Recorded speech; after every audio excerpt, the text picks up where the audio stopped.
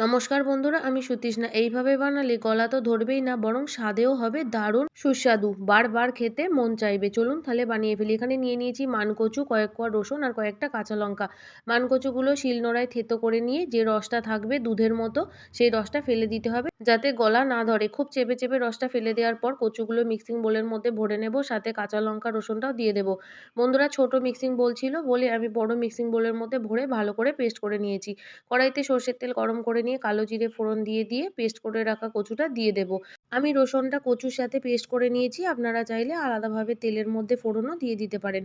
এবার দিয়ে দিয়েছি সামান্য মিক্সির বোল ধোয়া জল, স্বাদমতো নুন, হলুদ, চিনি আর দিয়ে দিয়েছি ৪ টে পাকা কাঁচা লঙ্কা। আপনারা চাইলে সবুজও দিতে পারেন, তাতে কোনো অসুবিধা নেই।